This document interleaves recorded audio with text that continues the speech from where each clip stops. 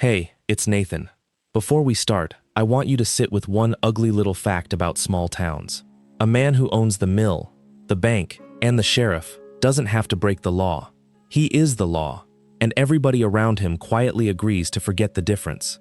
I've spent a lot of time reading about company towns, about how power pools in one family until a whole valley learns to look at the ground when that family drives past.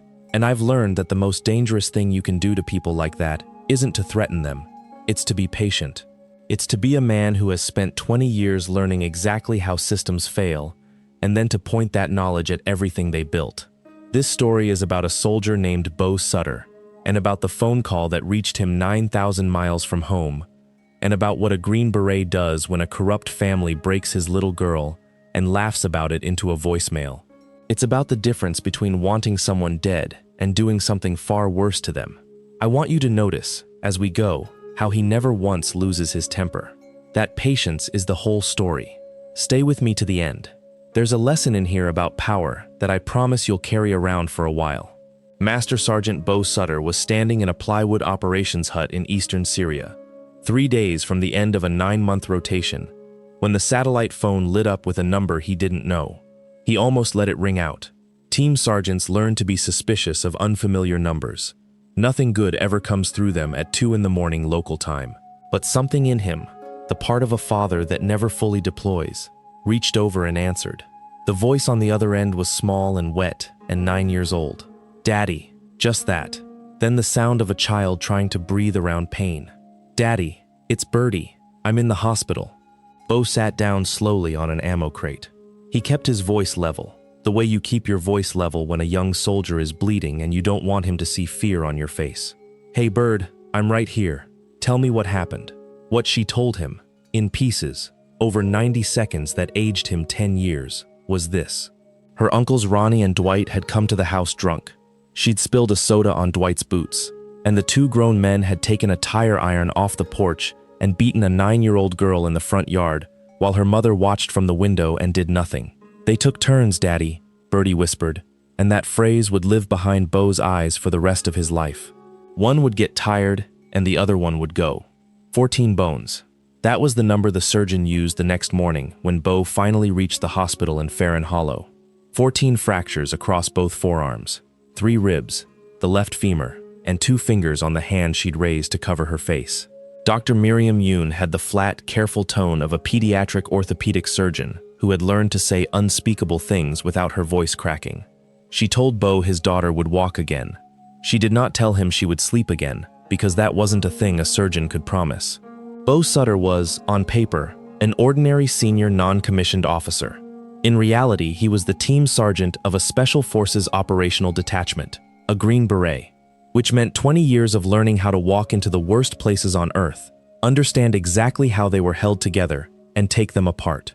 He had spent his career studying networks, who paid whom, who protected whom, where the money slept, which man would break first if you leaned on the right pressure point. He had never once imagined turning that education loose on a town in his own country. He was about to. He knew the town, of course. Farron Hollow, Tennessee, tucked in a fold of the Cumberland Plateau, was where he'd met Raylene Renfro 15 years earlier, back when she was the bright, laughing daughter of the family that owned the valley. He'd married her against the quiet warnings of every person he trusted. He'd learned, slowly, that being loved by a Renfro and being owned by one were the same thing, and when he finally left, he took nothing but his daughter's love and a court order for shared custody that the Renfros treated the way they treated every rule, as something that applied to other people. Foster Renfro owned Farron Hollow the way a landlord owns a hallway. He owned the sawmill that employed a third of the county. He owned Cutbank Savings and Loan, which held the mortgage on nearly every house within 20 miles. He owned the weekly paper, and he owned Sheriff Merritt Pyle in the direct, uncomplicated way you own a dog.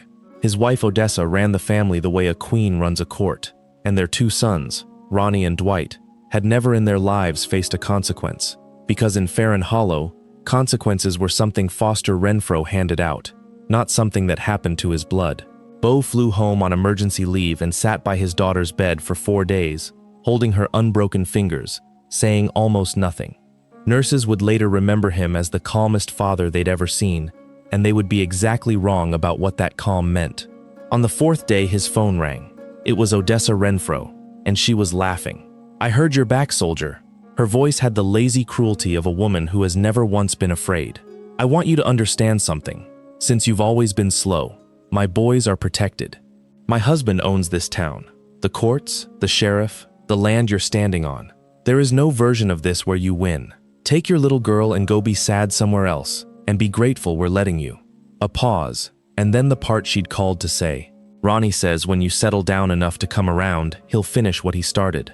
On you this time." She hung up, still laughing. She did not know she was on speaker. She did not know that Bo had been recording the call, out of a habit he'd built in a career where other people's words were evidence.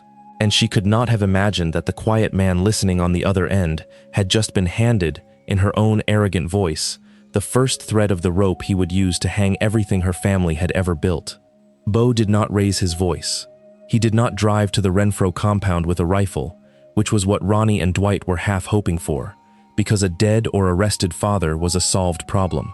Instead, he did something that would have frightened them far more, if they'd been smart enough to be frightened. He got on a secure line to the one man whose judgment he trusted more than his own, his ground force commander, Colonel Ford Neely, a man who had known Bo across 3 deployments and considered him the finest soldier he'd ever led. Bo played him the voicemail. The whole thing, Odessa's laughter, the threat, the casual ownership of an entire county. When it ended, there was a long silence on the line, the kind of silence a good commander uses to make sure the next thing he says is the right thing. Then Colonel Neely said 4 words, low and even. "Take the entire team." He didn't mean it the way Ronnie Renfro would have. He didn't mean rifles. He meant something worse for the Renfros and better for the world. He meant that the skills the United States Army had spent millions of dollars pouring into Bo Sutter and the men who served beside him, intelligence, patience, network analysis, the art of understanding an enemy so completely that you could collapse him from the inside, were about to be aimed, entirely within the law, at a family that had never in 3 generations met anyone they couldn't buy or beat. "Make sure," the colonel added, and here his voice went cold, "they begged to die." Bo understood him, and he decided, sitting in that hospital parking lot, that he would give the Renfros something crueler than death. He would let them live, and take everything, and let them beg for an ending that would never come. The team came home over the following weeks, one at a time, on leave they'd banked for years and never used. Bo didn't have to ask twice. Special Forces detachments are built on a loyalty that outsiders romanticize and never quite understand. When the team sergeant's daughter is beaten with a tire iron, the only question the team has is where to stand. There was Wilder Kaysen, everyone called him Wire, the communications sergeant, a man who could make a cell tower confess. There was Hector Salas, the intelligence sergeant, who thought in link diagrams and could look at a town's public records the way a radiologist looks at an X-ray, seeing the fractures normal people miss. There was Ozzie Van, the medic they all called Doc, gentle with the sick and terrifyingly methodical with everything else. And there was Tanner Wolfe, the weapons sergeant, who had less use for subtlety than the others, and whose job, they decided early, would be the parts that required a large, calm man to simply stand somewhere and be seen. They did not gather in Farron Hollow. That was the first discipline. You do not mass forces where the enemy can see them. They gathered 2 hours away in a rented lake cabin, and for 3 days they did nothing but what Hector called building the target package. Except the target was not a compound, and the weapon was not a rifle. The target was an empire of interlocking corruption, and the weapon was the truth. Hector spread it across the cabin walls like a battlefield. Cutbank savings and loan at the center, Renfro timber and land beside it, and running between them, in Hector's neat red string, the pattern that Foster Renfro had spent 30 years assuming no one would ever bother to trace. The bank wrote predatory mortgages to timber workers and to the old people whose grandparents had homesteaded the plateau, then foreclosed the moment an injury or a bad season made them miss a payment.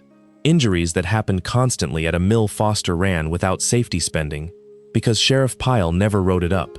The foreclosed land went to Renfro timber for pennies, and on the far end of that same machine sat the thing that turned Bo's stomach worst of all, a pain clinic, the Farron Hollow Wellness Center, that Foster had opened next to the mill, where a bot doctor wrote opioid prescriptions by the fistful, hooking the same workers the bank was bleeding, and where the overdoses that followed were quietly signed off by a county coroner who golfed with Foster on Sundays. It was, Hector said, standing back from the wall, one of the cleanest closed-loop rackets he had ever mapped. Bank fraud, wire fraud, healthcare fraud, criminal safety violations, and a body count that the sheriff had spent a decade burying in a filing cabinet. The good news, he told the team, is that a machine this tight has a lot of moving parts, and every one of them is a person who can be turned. They started with the weakest bolts and worked inward, exactly the way you take apart anything you want to bring down all at once. The first person they turned was a 16-year-old girl named Dovie Renfro. She was Dwight's daughter, which made her Birdie's cousin, and she had been standing at an upstairs window with her phone when her father and her uncle beat a 9-year-old in the yard. Dovie had filmed it. She had filmed it the way people her age film everything, on instinct, and then she had sat awake for 3 nights holding a phone with a video on it that she was terrified to keep and terrified to erase. She was a Renfro. She had also spent her whole short life watching the Renfros be monsters, and some part of her had been waiting for a door. Bo did not go to her. That was Doc's read. That a large armed stranger was exactly wrong for a frightened girl. So it was Doc, who found her at the county library, sat 2 tables away for an hour reading a paperback, and finally said, without looking up, "You don't have to do anything, but if you ever want it to stop, I know the people who can make it stop." He left a card with a number. Dovie called it that night. The video she sent them was, Hector said quietly after he watched it once and never again, the single most important piece of the entire case, because it did not just show a crime. It showed the mother, Raylene, at the window, watching, and it showed her turn away. From Dovie's video, everything opened. She knew where things were, the way children of powerful families always do. Which drawer in the mill office held the second set of clinic ledgers, that Uncle Ronnie kept envelopes of cash in the truck he never locked, that the sheriff came to Sunday dinner and left with a grocery bag he pretended was leftovers. None of it was admissible on its own. All of it told Hector exactly where the admissible version was buried. The second bolt was a deputy named Lourdes Vela. She was new, she was honest, and she was slowly suffocating in a department that expected her to look away from things she'd sworn an oath about. Bo's team didn't recruit her. They simply made it possible for her to do her job. Wire, working entirely within the law, and entirely within what a bank's own systems will tell you if you ask them correctly, assembled a picture of Cut Bank's foreclosure pattern that Deputy Vela could take to someone outside Foster Renfro's reach. And that someone was the person Bo had been saving for last, because she was the one who could turn a target package into a federal indictment. Her name was Neve Ellery, and she was a special agent with the FBI's Public Corruption Squad, and she had once, years earlier, been pulled out of a very bad night in a very bad country by a special forces team that Bo Sutter had led. She owed him nothing. He had never once asked. When he called her now, he didn't ask her to bend a single rule. He told her he had a citizen whistleblower, a stack of bank records, a cooperating minor, an honest deputy, and a healthcare fraud opioid operation with a body count. And he asked her one question: did she want it? Neve Ellery wanted it very much. The beauty of what the team had built, and Bo would think about this for years, the strange, cold beauty of it, was that from the moment Neve Ellery opened a federal file, Bo and his men could step almost entirely into the shadows. That was the discipline he'd hammered into them from the first night in the cabin. The goal was not for the Renfros to be destroyed by Bo Sutter. The goal was for the Renfros to be destroyed by the truth, arriving through the front door with a federal warrant, in a way that no lawyer Foster owned and no judge he'd bought could stop. Bo didn't want credit. Credit was a liability. He wanted results that would hold up in a courtroom 200 miles from Farron Hollow, in a building Foster Renfro did not own. But there were pressure points that only the team could reach, and reaching them was the campaign. They started with the sense of safety. For a month, small things went wrong for the Renfros in ways they couldn't explain and couldn't prove. The anonymous tip line for the state's environmental agency received a very detailed, very accurate complaint about what Renfro timber had been dumping upstream of the town's water intake.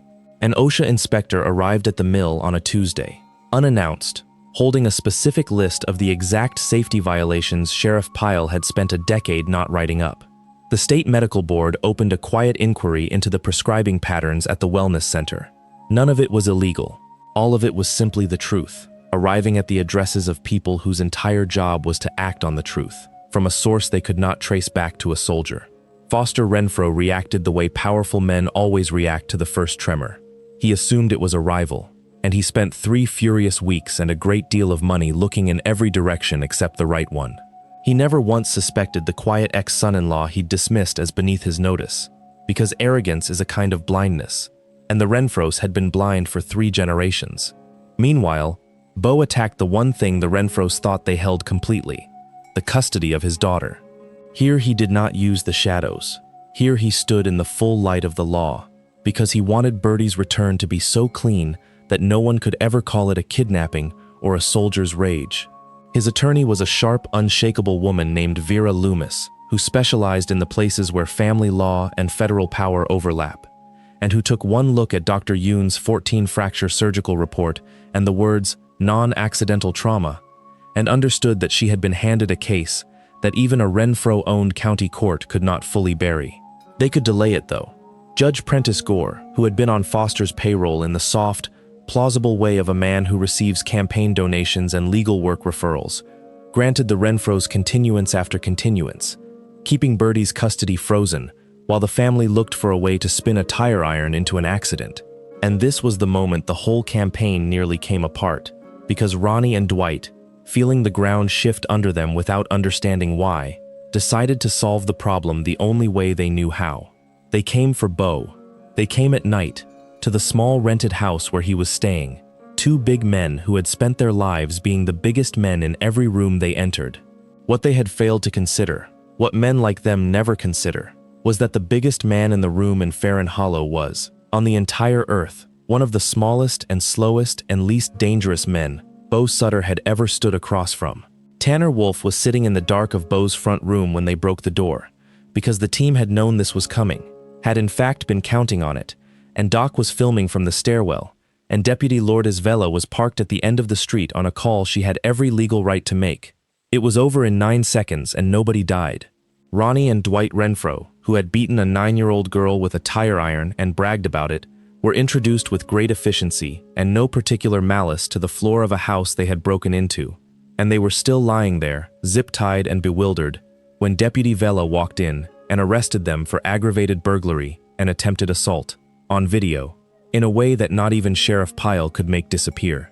Because the arrest was hers, and the video was Doc's, and by the time the sun came up the report had already been forwarded, by a deputy following her oath to the letter, to a special agent with the FBI.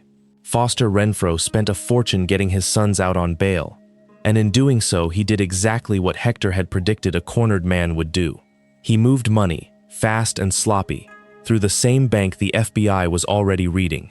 Every panic transfer was another line in Neve Ellery's affidavit. The end, when it came, did not come from Beau. That was the point. It came at 6 a.m. on an ordinary Thursday, in the form of a convoy of federal vehicles that had staged, the night before, at an armory 2 counties over, and that rolled into Farron Hollow before Foster Renfro's paid-for warning system had even woken up. They seized the bank's records, and the mill's records, and the wellness center's ledgers. They arrested the bot doctor, who lasted about 40 minutes before he began naming names to save himself, and they arrested the coroner, and they arrested Sheriff Merritt Pyle in his own parking lot, which a great many people in Farron Hollow drove past very slowly that morning to see. And they arrested Foster and Odessa Renfro, together, at the long dining table where Odessa had spent 30 years holding court, on charges that ran to 41 counts and that no amount of money could make evaporate, because the money itself was now evidence. The empire came apart the way tightly wound things always do, all at once. Cutbank savings collapsed and its predatory loans were frozen, which meant that for the first time in a generation, the people of Farron Hollow were not one bad month from losing their homes to the Renfros. The mill was placed in receivership and eventually sold to a company that spent the money on guardrails.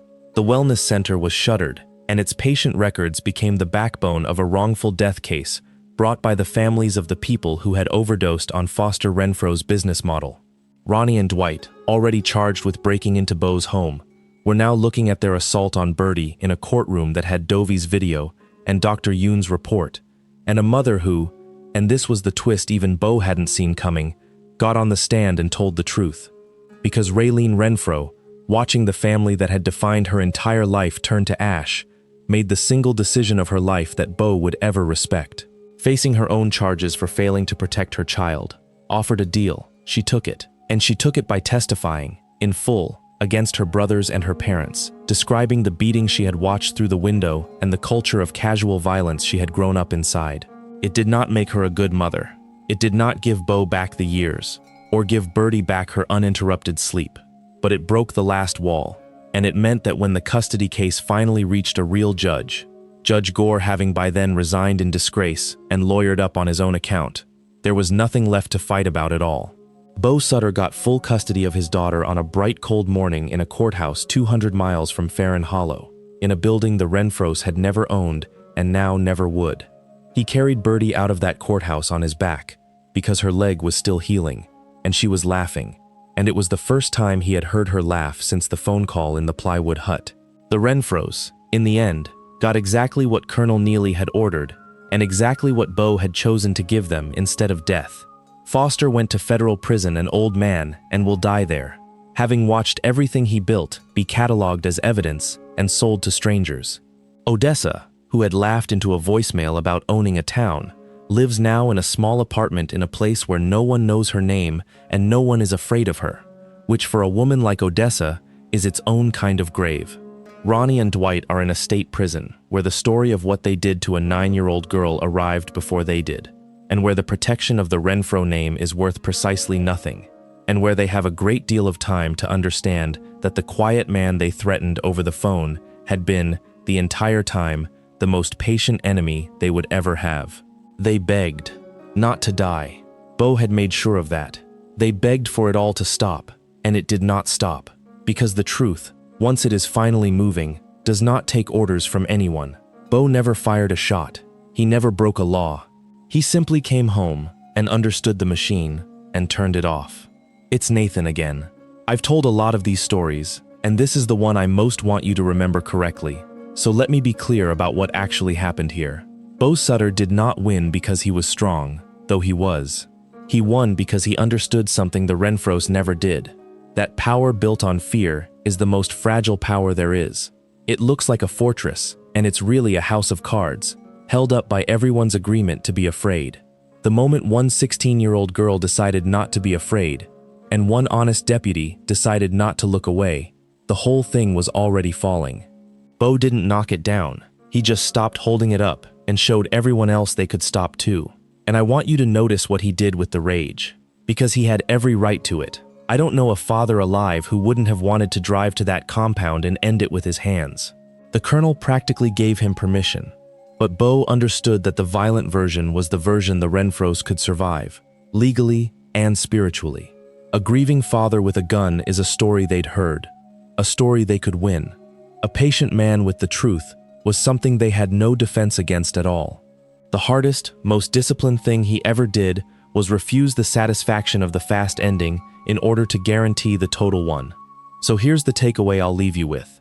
When you're up against someone who seems untouchable, someone who owns the room, the rules, the referees, don't match their violence. Study their machine. Powerful people always leave the same weakness. They assume no one will bother to understand exactly how they get away with it. Understand it. Be patient. Find the one bolt everyone else is too afraid to touch, and turn it. That's Nathan. Take care of the people who whisper daddy into the phone, and I'll see you in the next one.